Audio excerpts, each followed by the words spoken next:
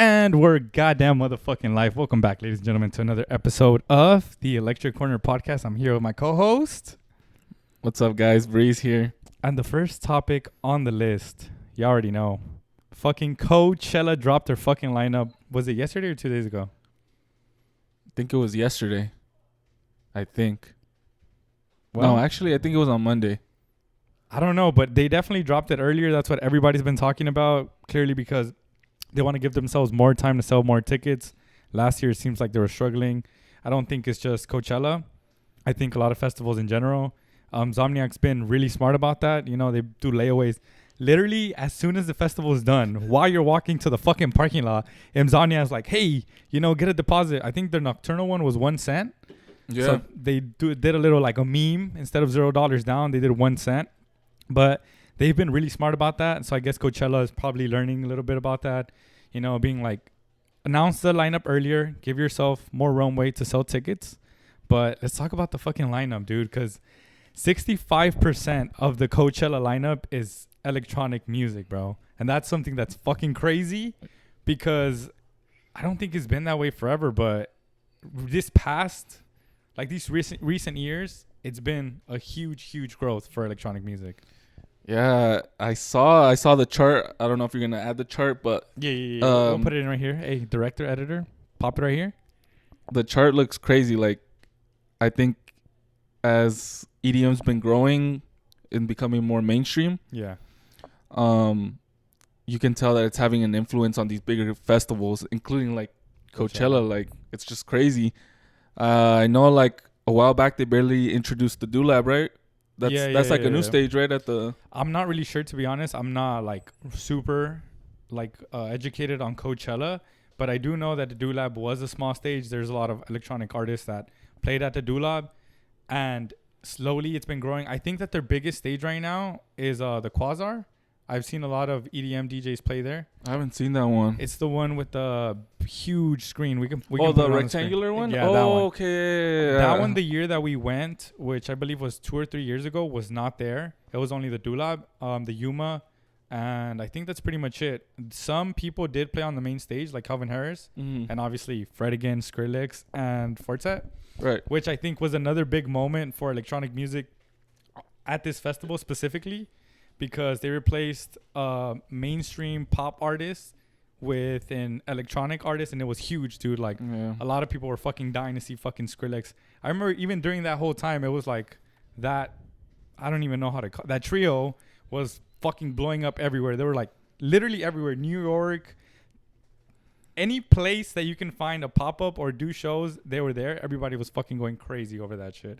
So once again, like, it is crazy to see how much EDM and just the electronic scene has grown overall, especially for something as big as Coachella. Yeah, I think Coachella's been also doing a really good job with picking what electronic artists to put on their lineup. Okay.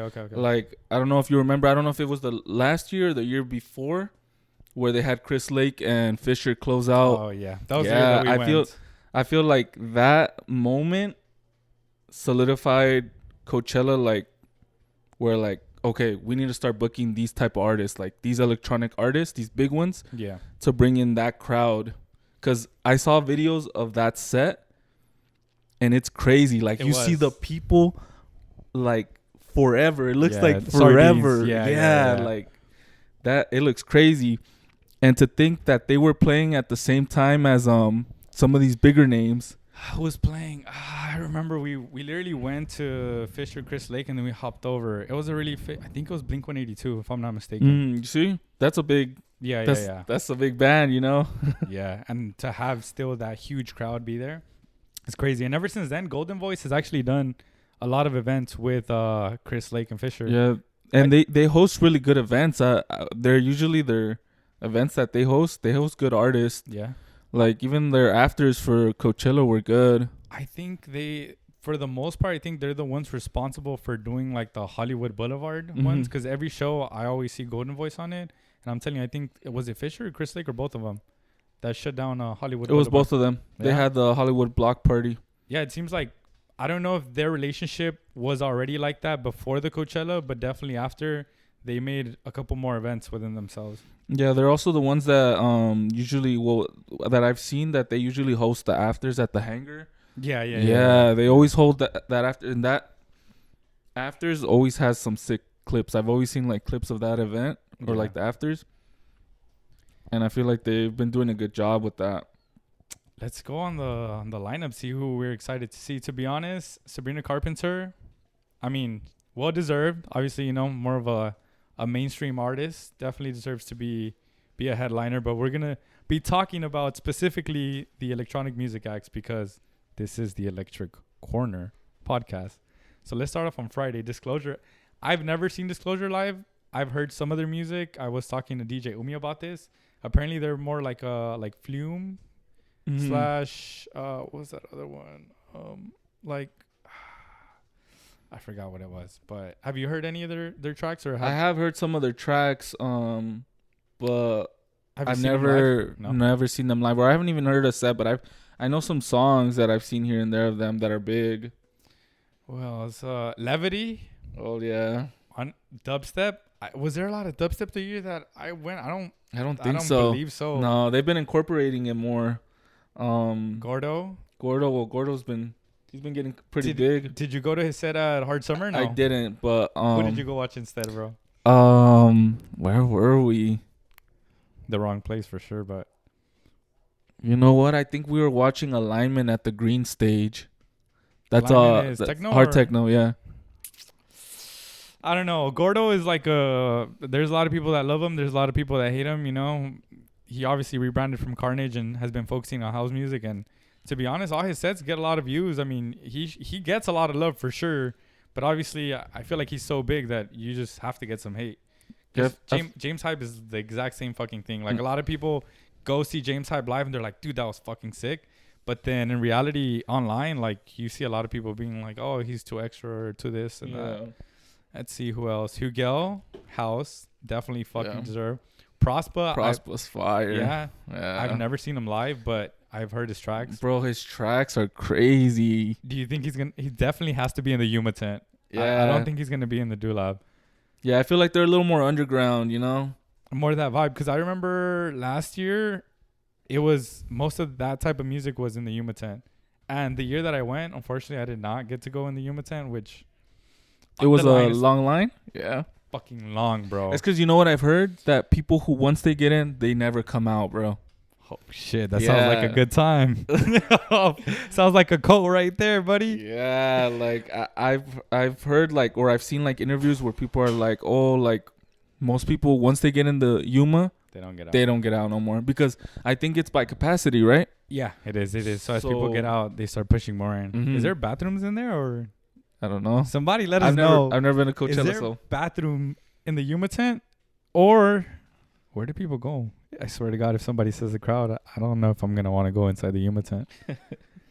But yeah, so we were newbies that year. So we weren't really aware of how packed the Yuma tent really gets. Like if you want to see a DJ there, you probably have to be there at least like an hour before. What is the entrance like? Like, is it like a straight line funnel or what is it, like zigzag or? It's literally a straight line all the way towards the end, but once you start getting towards the entrance, it's like a snake, kind of like an amusement park, bro. It's the exact same way. Damn. And it gets really long. But do they tell you like how long the wait is, or you're just standing there? No, you're just standing there. You just have to eyeball it. I don't know. Once again, we went like probably 2-3 years ago, so I don't know if they've changed it now. Mm-hmm. But the year that we went, that's how it was. So once we saw how big the line was, and standing in that fucking heat, we're like, nah, we're good. We'll just go fucking watch somebody else. Let's see who else. Hamdi, another dubstep. Definitely fucking well deserved. Max Styler, Yuma 10 or Dulab? I think that's definitely Yuma. Yeah? Yeah. Definitely Yuma. Because I'm looking at it and I'm like, it's just I feel like his sound would be something you hear inside the Yuma. Yeah. Because I feel like the Dulab, when I see artists play at the Dulab, I feel like it's more like on the housey, upbeat side. Yeah. And then the people who play like in the Yuma are more like on the if they play house, they play like a darker house or a more minimal house, Yeah. or even like a techno set, you know?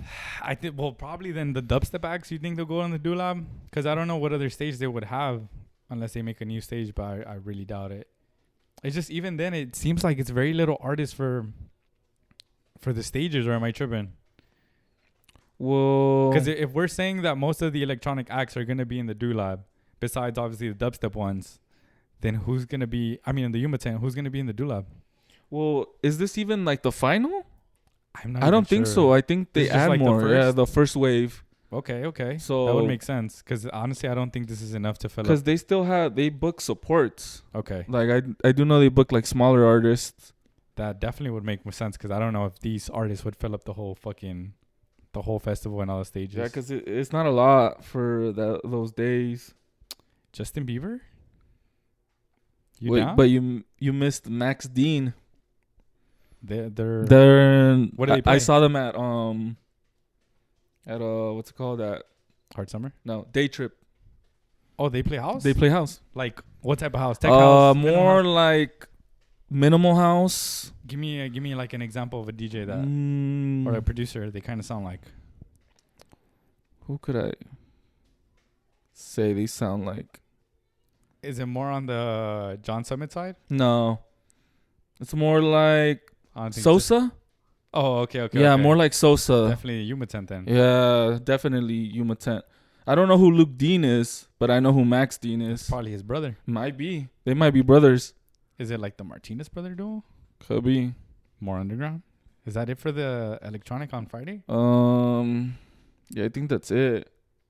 All right, Saturday. Honestly, they're not electronic. Wednesday's electronic too. Or is that a different Wednesday? Yeah, I think that might be a different Wednesday. I think Wednesday. You know what Wednesday I'm talking about? Yeah, the one that plays Bass House. Mhm. But I think the other one's spelled with a Z. Hold on. Yeah, I think it is with a Z. But we'll do a quick Google search. But all right, let's go on to Saturday. Justin Bieber? Addison Rae? She DJs. I wonder, is she gonna sing or is she gonna DJ? I don't know. Or both? Solomon? Solomon? Solomon? Legend or what? Hell yeah, bro. He's definitely gonna probably be on the Quasar. On the Quasar. You think he'll play a bigger stage? You don't think he'll play the Yuma? I don't know. I feel like his style's like a Yuma, bro. It is, but I don't know if they all fit in the Yuma, bro. Oh, it's an American band. Let me see. Is it? It says right there, American band. Oh yeah. Alternative rock. Yeah, it's not. Yeah, that's gonna be on the. What's the live stage for Coachella? I don't even know. I think it actually is called just a live stage.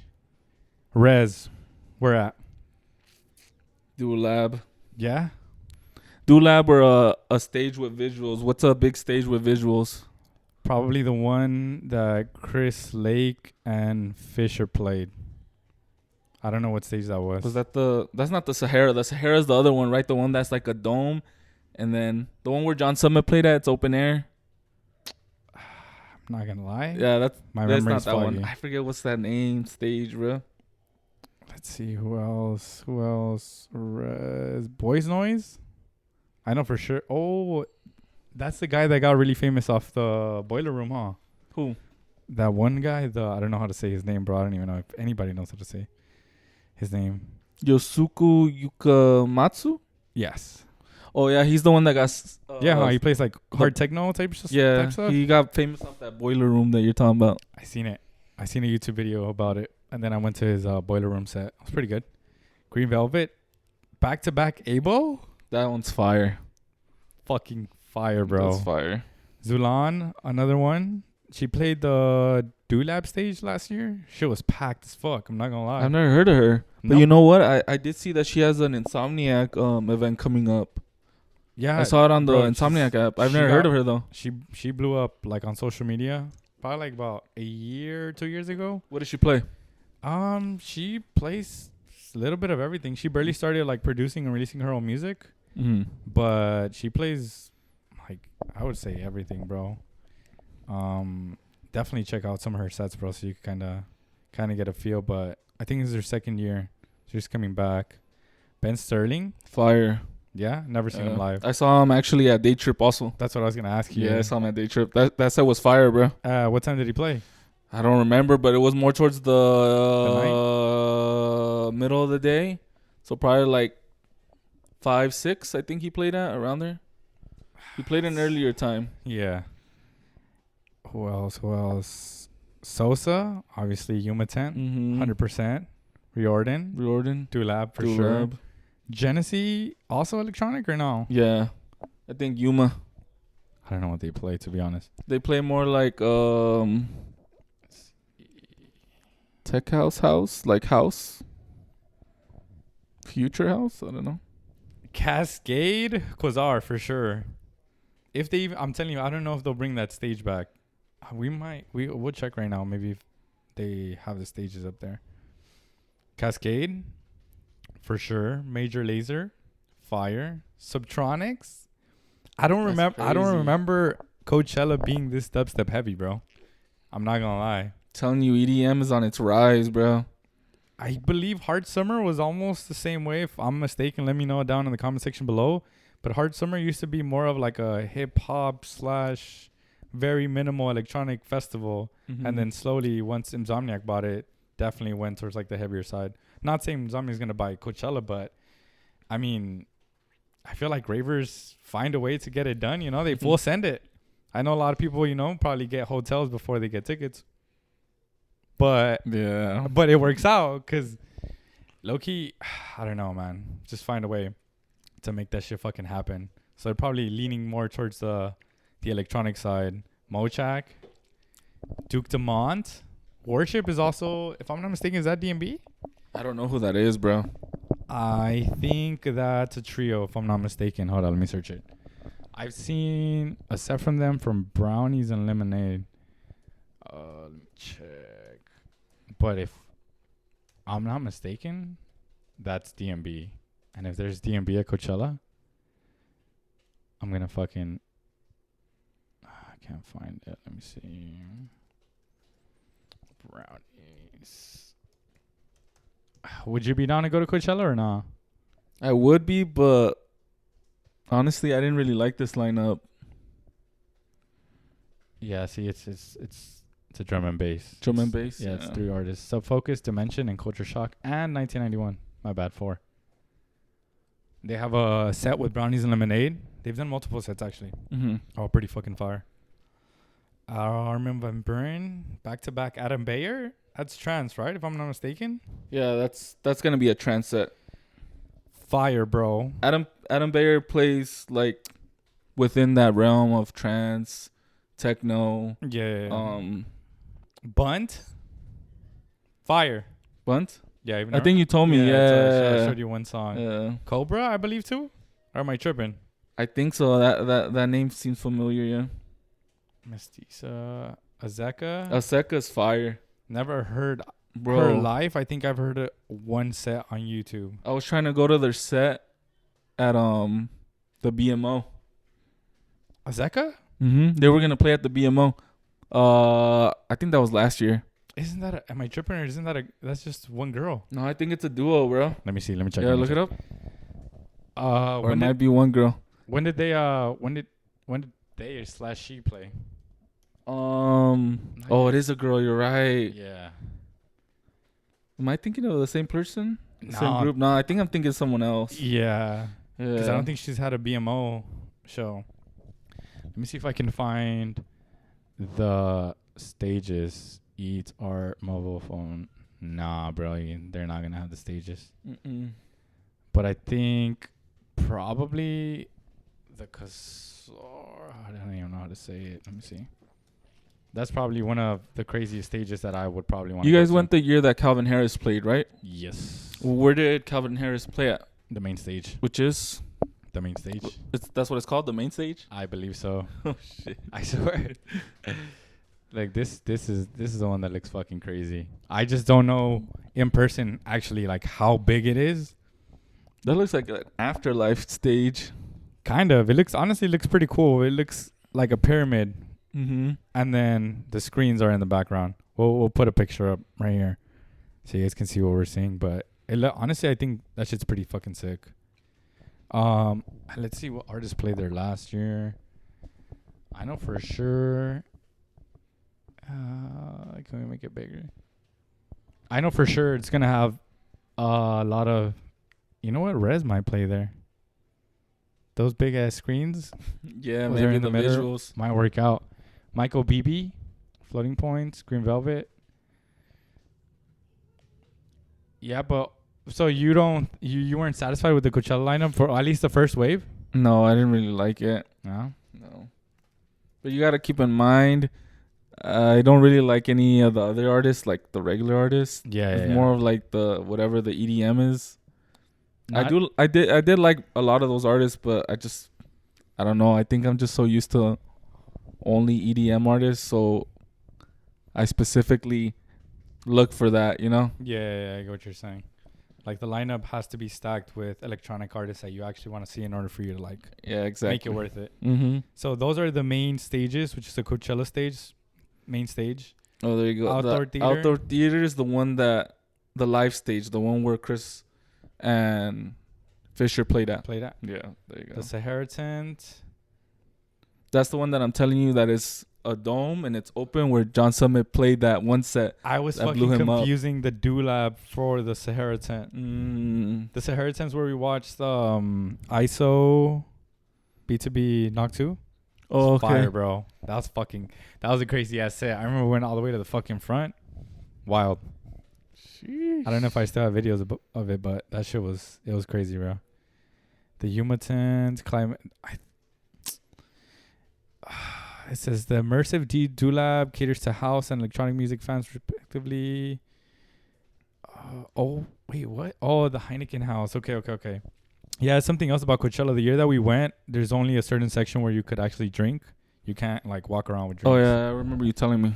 So apparently the Quasar stage has a Heineken House where you're able actually to drink while actually listening to the music. It's probably because of the age, huh? Because Coachella you can go at 18, right? Yeah, I assume that's why. It's very easy to just fucking pass somebody fucking drink and shit. Yeah. But have they released the fucking Ultra lineup? No. I don't think so, bro. Look it up real quick. I think Ultra's. Well, Ultra always has a stacked lineup, bro. Always. Doesn't matter. Like it's the first festival of the year, so you have to come in hard, huh? they're definitely coming hard.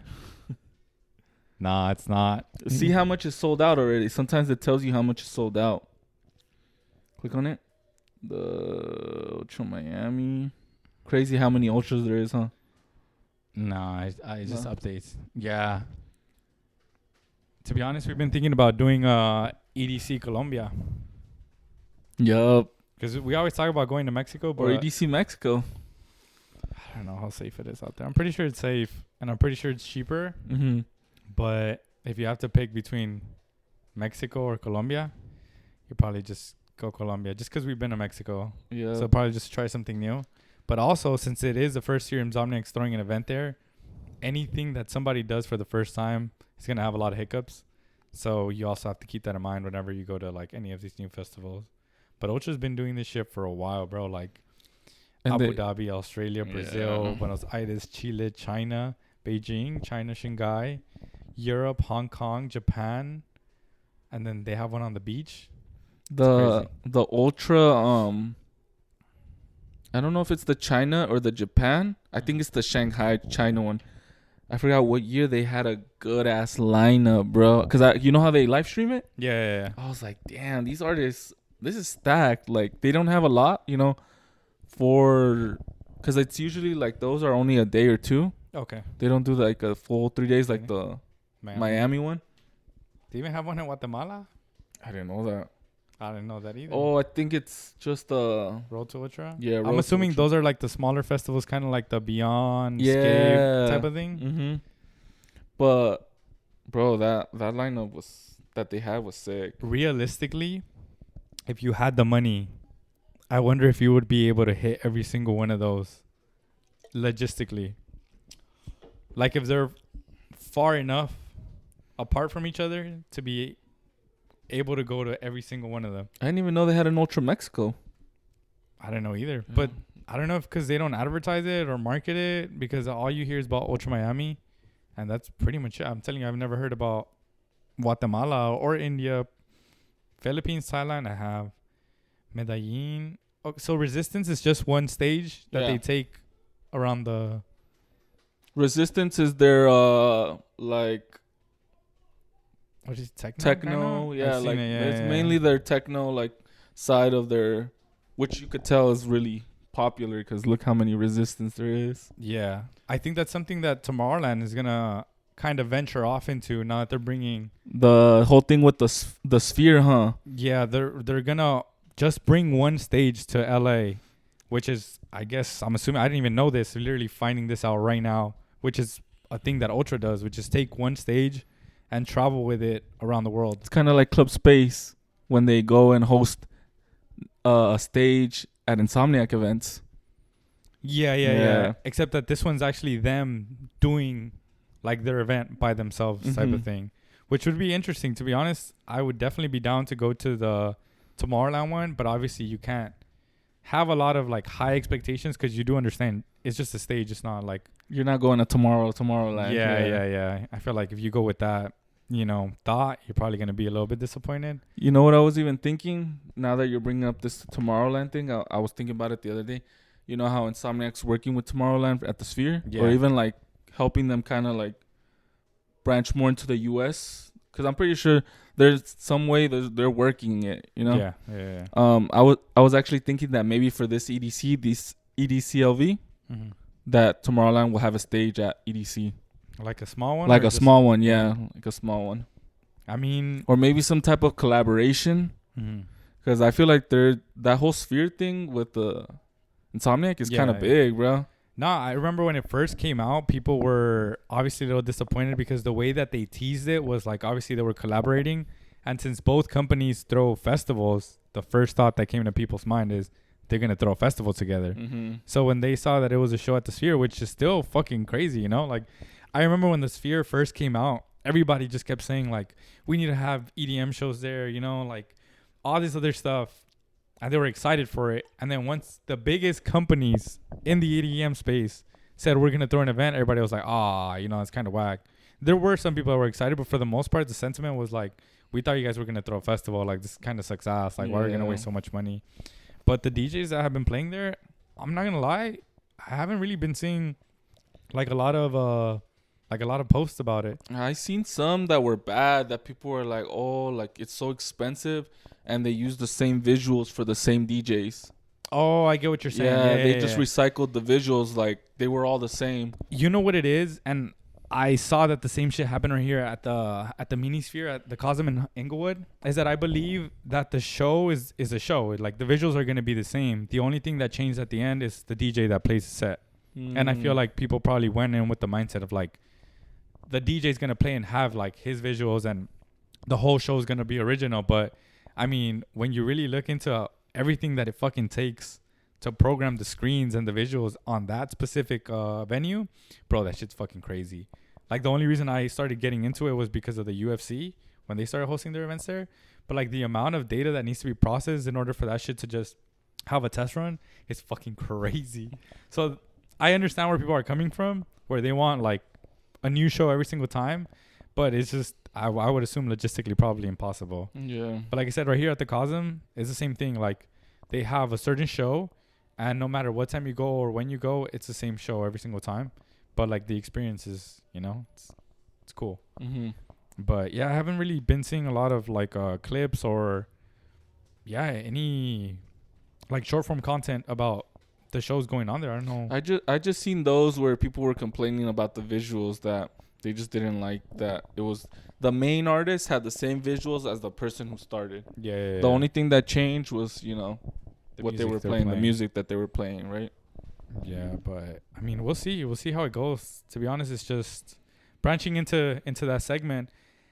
It seems like there's a lot of people that are upset with Insomniac moving their events to LA, and I understand where that's coming from. Obviously LA has like a strict curfew, events end early, and we're so used to at least ending at 2 a.m. at the NOS Center. Not only that, I feel like it brings a different crowd. I feel like people who are I feel like people who go all the way to San Bernardino are more into the scene than people who live like here in LA and they're like, oh, you know what? Like this is happening. I'm gonna go try it out. I'm gonna go just party real quick. Yeah, honestly, I never thought about that. Yeah, they're not that invested in the scene. They're just like, oh, they saw an opportunity to do something new, and they're like, fuck it, like, let's go. That, or they're just like, let's go get fucked up and exactly, you know, type shit. Let's go to a rave. But that, yeah, I honestly, I'm not gonna lie, I didn't think about that shit, and that's a good point. To be honest, that is a really good point, especially with people who have been in the community for like a really long time. It's not that you don't want new people. It's just that there's certain people that are new that bring certain vibes that you're like, I don't know if we want them there, type of thing. Exactly. But I think it was pretty cool. And so obviously you brought that up because obviously throwing events at the NOS is cool, but people were upset for a really long time. Like, oh, it's so boring, the same venue, this and that. And Insomniac probably heard them and was like, let's try something new. Like, let's try to bring it back to LA where they used to throw EDC before, you know, everything else went down. Let's try to bring it back over here and find new venues and try them out. The thing is, obviously, when you're trying something new, like, it's going to have hiccups. And for the most part, if it fails or does good, you don't know until you do it. Unfortunately, the people that attend that event have to deal with that. So if they try a new venue, like they did the first year with right here at the SoFi. BMO? No, at the SoFi. Oh, okay. And they had the whole issue with the bass, and they were almost going to get kicked out or they got fined or whatever it was. Like, they wouldn't be able to know that until they actually try it. And they fixed it, and they did it here again at the SoFi, which I'm assuming, again, it's like let's try one more year, and we'll see how it goes. I'm pretty sure not a lot of things are, like, set in stone. But, yeah, like you said, too, right there at the Coliseum, the BMO. Yeah, they had a lot of bottleneck problems where people were funneling through very tight quarters. Yeah. And it was a safety hazard, you know. People get stepped on, killed, you know. Yeah, all that. Yeah. Which I'm not going to lie, which is another thing, too, is, like, you can go to the event, but you don't experience the same thing other people experience. Yeah, because I didn't experience any of that. Like, I love the BMO. I feel like me too. It should go back there. Not only because it was close to home, but we literally were able to fucking walk there. Yeah, but I don't know, though. I feel like the way they put the stages was very good. Like, yeah, in my opinion, I thought that was a sick venue. I fucking loved it, but I feel like there's also a nostalgic part of it for me, because knowing that that's where they used to host EDC, and knowing that, like, you're walking the same grounds that, you know, where it kind of originated, like the events and stuff like that, was something that I enjoyed. I was like, oh shit, you know, sick. People have been doing this for a while. But once again, I mean, the ending early was another thing that people didn't like, which I understand, but that also branches out and gives a lot of opportunities to, like, afters or events to pop off, which something that also, like, kind of helps the economy, because whether you think about it or not, those people probably wouldn't have been working that weekend if it wasn't for Hard Summer. Because if they hosted all the way at the NOS, I mean, once the party's over, it's over. Everybody just goes back to their hotels and that's it. But when they host it here in LA, bro, there's so many fucking afters that go on to like party 5 continues. in the morning. Bro, the amount of money that's made and jobs it provides to people is crazy that you probably might not think of it, but it does. To the academy, to all the little clubs, but also all the afters that people organize themselves. Or even, like, regular people. Ubers, people who do Uber. Exactly. Little small restaurants in the areas. Or even, like, normal people that are just selling stuff, like the hot dog people. Fuck. But the hot dog people are not going the hot dog people don't make money. They're going to make money regardless, bro. They could throw that shit in fucking Chile and they'll be right there with the parking people. People, you know, by the BMO. Even at SoFi, the people use their places for parking. Yeah. That's what I'm saying. That to me is a plus, I guess, for the local economy that a lot of people might not think about. If the event ends early, which once again, I totally understand. Obviously, it is a little unsafe because you do understand that some people are not going to choose an Uber. They're going to decide to drive to another location, probably drunk or bus. So you do understand the safety hazard that maybe some locals might not like. But, you know, there's always going to be pros and cons to it. But like I said, me personally, I like it. I mean, I'm all for trying something new. So I'm like, fuck it, like, keep trying it.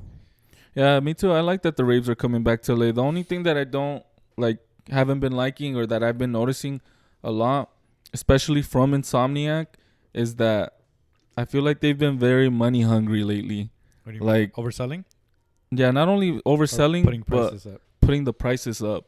like I get it. You're moving to LA. Of course, everything is more expensive. Labor's more expensive. Venues are more expensive. You know, anything overall in LA is more expensive than, of course, San Bernardino or wherever you go, or even like Vegas. I know, you know, minimum wage in Vegas is like 14, 15 bucks, or maybe even less. I don't even know what it is, but point is that I feel like they've racked up their prices like a considerate amount. Yeah. I don't know if you remember, but when we went to Hard Summer at the NOS the first time, I think our ticket was like $200 or less. I don't remember, to be honest. Yeah, something like that. Less than that probably. A VIP for Hard Summer was like almost $500. To be honest, I think that's something that kind of like relieves the stress of all that, and they've been once again smart about it, is like the payment plans, the layaway plans. Mm-hmm. You know, the $20 or whatever it is, or give you more time to like pay it off, I guess. Right. But I'm assuming that's why they sell tickets so quick after an event is done, to give people that opportunity to be like, you know, you have enough time to pay it, which, you know, could be good or bad. I don't know. I don't know. We'll talk about financial responsibility in a separate podcast, you know, that has to do with money. But for the most part, like, it allows ravers to still attend events and not like shell out that whole wad of cash at once. But I'm all for them bringing it back to LA. But once again, I can't really speak from personal experience. There've been like very little LA events that I've attended from Insomniac. Mm-hmm. Like the only one that I did was the Coliseum one.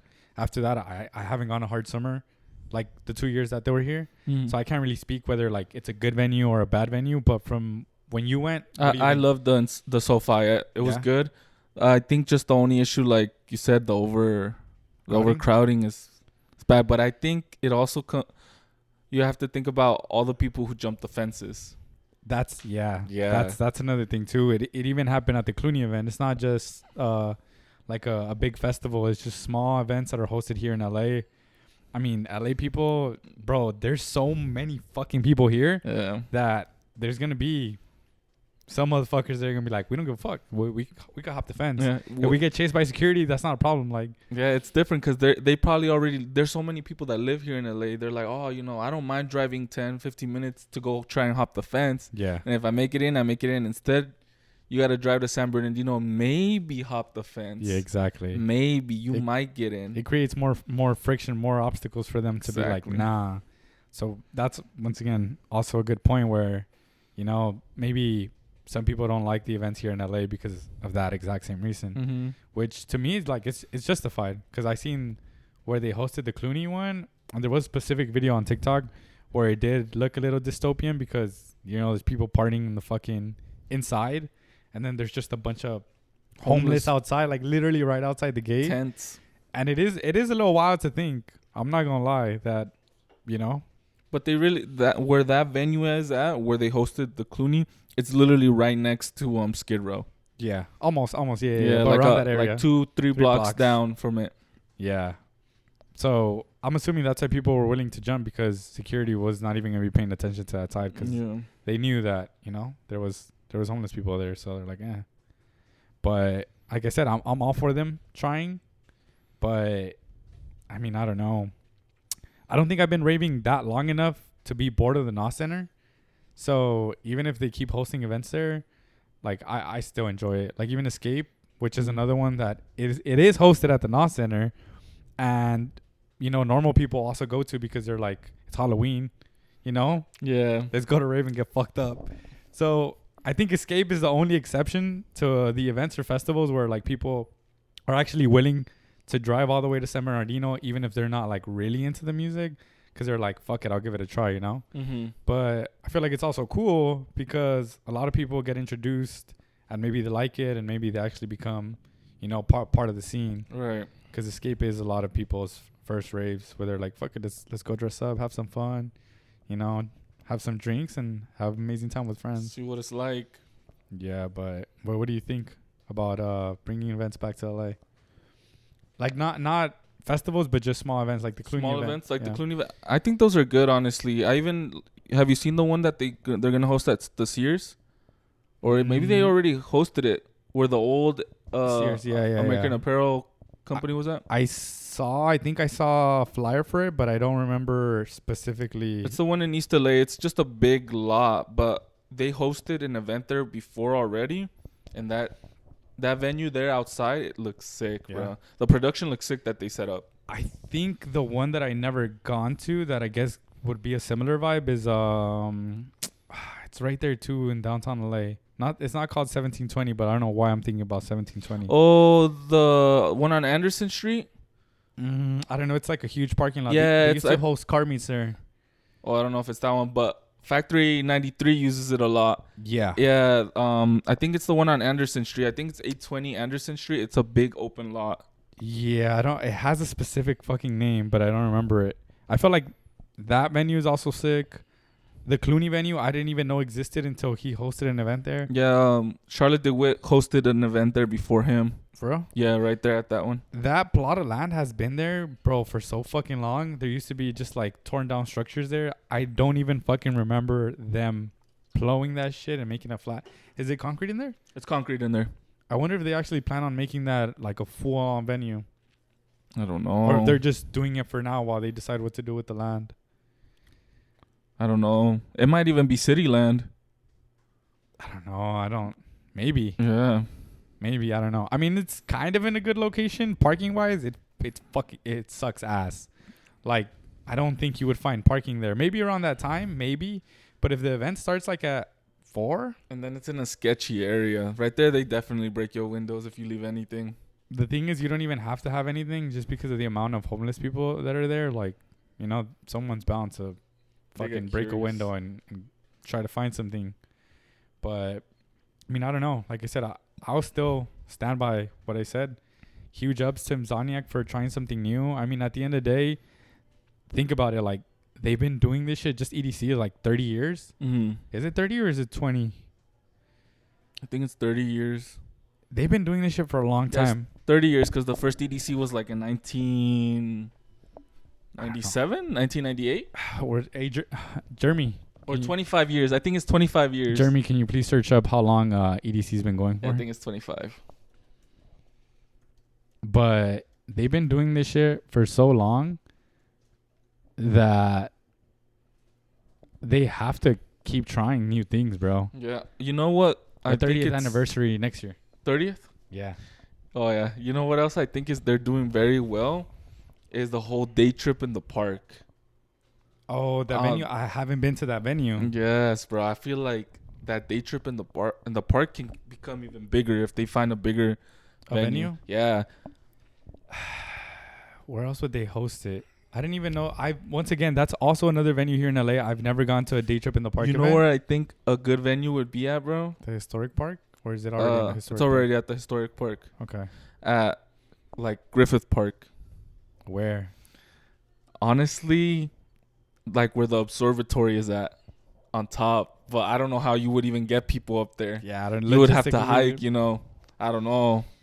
I mean, ravers never shy away from long walks, considering Lost Lands, the parking lot to the fucking main entrance. If you walk it, bro, there's a fucking hill that'll kill you. I'm not even lying. And probably not that bad, but if you're fucked up, definitely kill you, bro. We didn't think it was going to be that long. This is probably like 2 miles. It was 2 miles, but 1.5 miles of it was like a fucking steep ass hill. The thing is, you see a bunch of people walking, so you're like, like must not be that bad if everybody's walking. But then, you know, you get halfway through the walk and you're like, fuck, I think we all fucked up. But if we all look like little ants just following each other, so, you know. But, yeah, like I said, Insomniac's been doing this for 30 years. I feel like it's good that they try new venues. I know Day Trip is like a separate kind of like a branch, which is also cool. I'm telling you, I haven't been to an event. Or even Sunsoaked. Sunsoaked is an Insomniac. But I feel like, is that just Cascades thing? I don't know, but I know it because it's his second year. No, that he kind of hosted, or he's like the headliner. I think he's the headliner. Like I think he's known to play that festival. Yeah, that venue. I didn't go either, but it looks pretty cool. Some of our friends did go, and they did say though that the lines for the drinks were fucking long. Yeah, which I saw was another issue at Wasteland, where like a lot of these smaller festivals, I guess they decide to not have that many stations of whatever it is. So then I don't know if they oversell it or they just I don't know logistically what happens. I'm sure they don't do it on purpose. I'm sure they try to like, you know, calculate what they need. Exactly. So, but it's a lot of trial and error. You know, you have to be doing it for a while already. And Wasteland is kind of a newer festival for them, no? To be honest, I don't think that one's been around that long, bro. I'm not sure how long they've been hosting, but that's also a thing that Insomniac has done fucking perfectly is just create a branch or an entity for every single genre of their fucking tree and host events for every single one. Because I'm not even really sure. I know Adam Auburn was the creator of Day Trip. I don't know if he was working with Insomniac previously or how that all came about, but I don't think that branch existed from Insomniac. Like I said, it would be interesting. So, I mean, if we ever get a chance to talk to him, have him on the podcast, it would be fucking amazing to find out like how that all came about. But how long has Day Trip in the park been happening? It's been recently, huh? I think it only has 2 years going on. What about Day Trip, the actual festival? The actual festival, I don't know, bro. Let's see. But you know what? I think the first Day Trip, it can't be that long, bro. Wasn't that long ago. I think probably like 3 years ago. It was definitely post-COVID though. It had to be because when they reopened everything because the Queen Mary was closed during COVID. Yeah, the Queen Mary wasn't even a venue that Insomniac used. Yeah, now they even hold what's it called the trance one. Dream State. Now they hold Dream State at the Queen Mary. Queen Mary? Yeah, they don't hold it at the NOS no more. Oh shit, I didn't even know that. Yeah. What about Wasteland? Wasteland is still hosted on the Wasteland is still at the NOS, but it's only I think it's only a stage or two. It's not a lot. It's a little cut off. It's kind of like Crush. Okay. Well, it said. Oh, we got it on the screen. What the fuck am I doing reading the fucking laptop? It says the concept of Day Trip focused on house music all day long was created at the Academy, LA, in 2018. The patio. The first Day Trip festival, however, was in 2021, so definitely post-COVID. And then 2022 to present, the festival grew and changed the location to the Queen Mary. Yeah, honestly, Day Trip's just going to keep growing. Yeah. Do you think how long before they outgrow the Queen Mary? I think you pretty soon. No, and it was packed. Yeah. Was it? Well, I've gone to Day Trip twice. I went this past one, and I went 2024. Okay. I think I went that year, 2021. That's what I was gonna ask. I think I went that year, bro. Yeah. Cause I didn't go. I think I didn't go 2022. I think that was the year that you took a break. I didn't go that year. Yeah, I think I took a break that year. I'm telling you, I honestly, I'm just gonna start going to these events just for like podcast research purposes to have an opinion, because this is one that I keep seeing on YouTube and like it looks sick. No, yeah, it is. The Deep End, my favorite, bro. Yeah, is it? I like the Deep End better than the main stage, than the house stage. So the house stage is, what is the other one called? You can pop up pictures. Continue. The house stage has a certain name, but the Deep End is like they still play house, some house artists, but they're more on the techno side. Okay. And bro, I love the Deep End. That's the big circle one. That one's sick. Let's see if we can get some Day Trip Long Beach stages. Oh, it's like Shore. Where is it? Oh, I see it right there. Go click on that second one. Yeah, that one. High Tide. It's called High Tide. There you go. Oh, there's only 2 stages? Yeah, there's only 2 stages. So there's 3 stages. So oh yeah, because there's like little art cards. Huh? There's the art cart in the center. Is it the beatbox one? No. It's like it's an actual stage. They call it an art cart, but it's the actual stage. Because I know beatbox has a stage there too, which honestly I think it's fucking cool, bro. Like, honestly, kudos to beatbox. They've been one of the brands that have known how to capitalize on having their drinks on festivals. Yes. Because that's how it started. They used to sell drinks specifically at raves or music for festivals. Ravers. And then slowly they found a way to actually integrate themselves and have their own stage. And I'm pretty sure as stuff keeps growing, eventually, like, the stage will keep getting bigger, which is, once again, kudos to them. That's fucking smart. But so there's only two main stages. Two main stages. And then other little stages around. And you wouldn't be able to put another stage, honestly. No? 3, I think 3 is the max. Maybe another art cart on the side or something, but... You know what? I haven't heard anything about the Apocalypse Festival this year. I'm not sure if they're having one again. I think they are having it. I saw...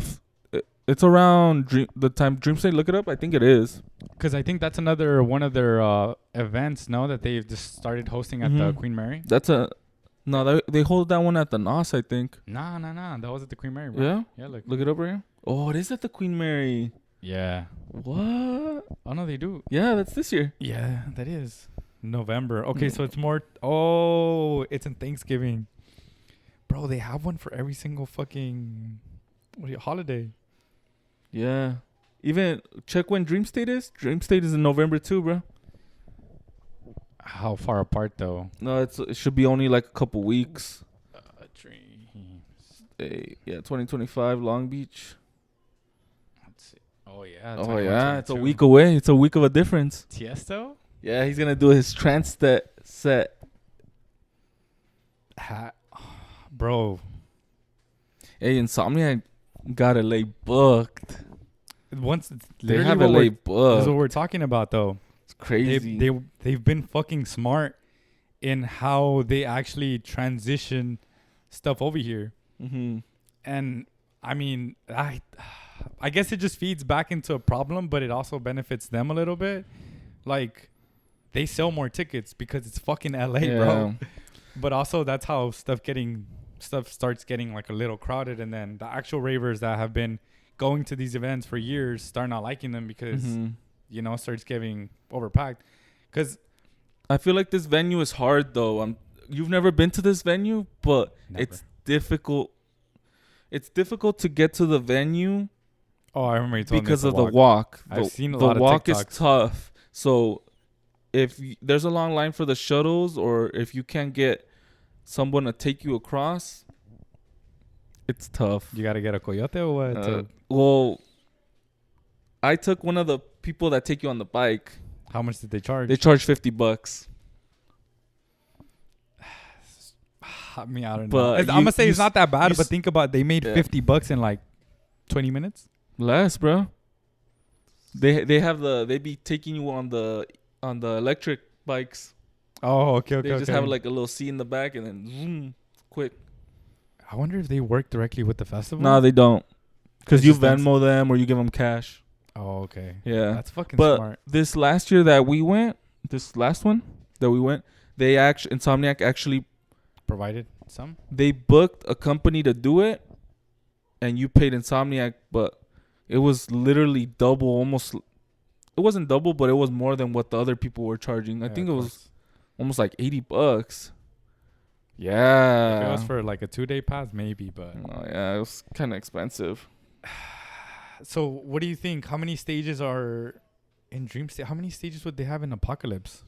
I think Dream State also has 2 stages only, bro. So, you think that venue maxes out at 2 stages? 2 or 3, bro. Max. It can't do more. It can't do more than 3 main stages. I think even 3 main stages is pushing it. I think 2 main and a small one, yeah. Like they hold it at Day Trip. I'm telling you, we're definitely gonna have to write this off as a business expense, just to for research purposes, because I even think next year. I think my prediction for next year, Day Trip won't be at the Queen Mary no more. No, I think they need a bigger venue. That's the thing, though. Once again, like, I think they might. Like, where would they take it? Maybe to the SoFi, bro.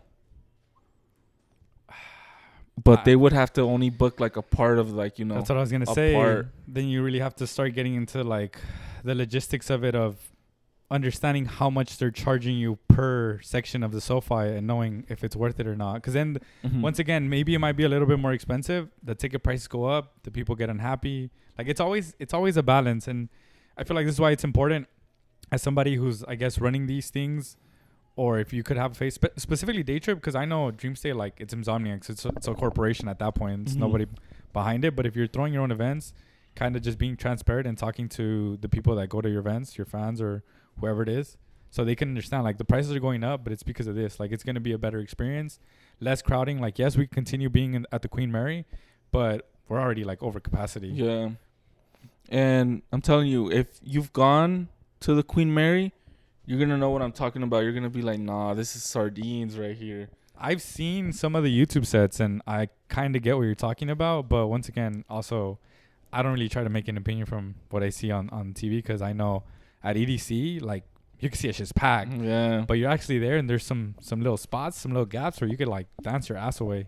But I think Insomniac even knows that the Queen Mary, they're kind of hitting that capacity where they're like, okay, I think we need to start thinking about a bigger festival, because this last time that I went to Day Trip, they actually changed a couple artists last minute the day of, because bigger set or like a bigger they moved them, so they moved their times so they could be more. I get what you're saying. So people wouldn't just be going at one stage and then they crossed over to that stage. They had a sec conflicts. Yes, they set it up purposely, so purposely to fucking split the people. And a lot of people last minute were bothered by that, because they were like, "What? Like, now you're making me choose between these two artists when I had the choice to go see both of them at different times." Yeah. But it's because everybody was gonna go watch them at different times. Which is what I'm saying. At the end, it's just always a balance. Like, people are always gonna be a bit unhappy, but you gotta look at the bigger picture, because I bet you, if both those artists stayed at the same time,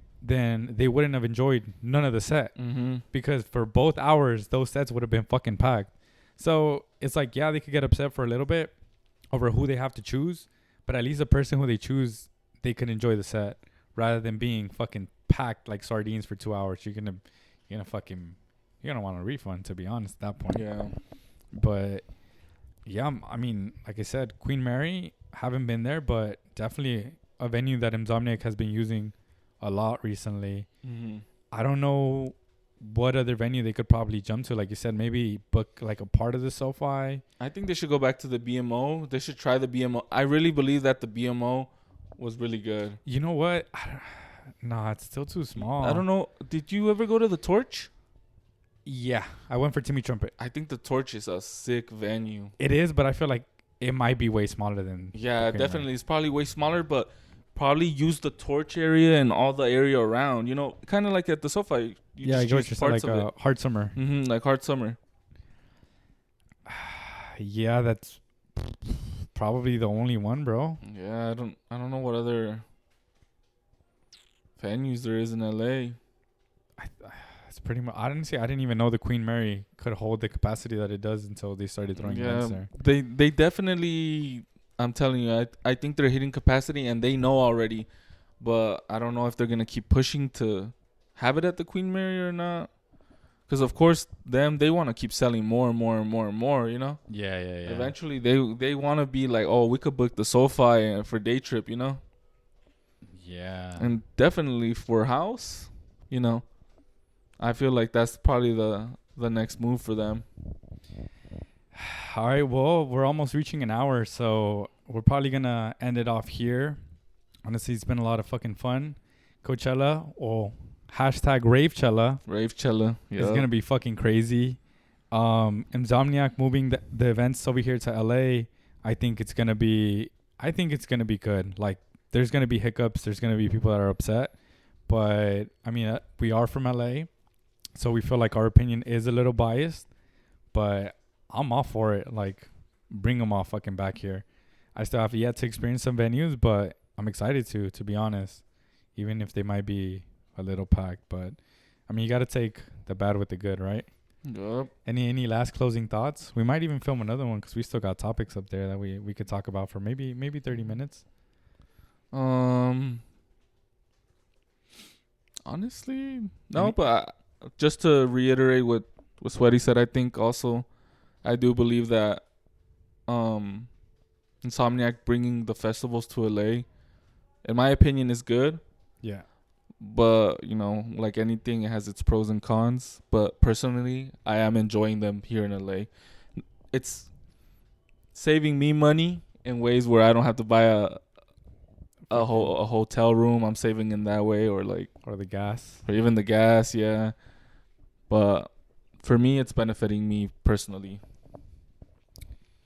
Nah, like I said, I mean, Insomniac plans on throwing events till the end of time. They have to try something new. They always have to keep trying to change things a little bit to keep people satisfied, not bored and stuff like that. But I mean, kudos to them. I think they've done a great job. Once again, you know, there's always going to be people who have bad stuff to say, and there's always going to be quejas. Like at the end of the day, there's always going to be something that could be better. But I feel like at some point they are kind of trying to kind of make the experience a little bit better, make something new. So, I mean, props to them. Any last words? No, that's it for me. Oh shit. Well, thank you guys so much for fucking watching. Let us know down in the comment section below your thoughts, your questions, your comments. We love you guys. Take care, and we'll see you guys on the next one. Peace.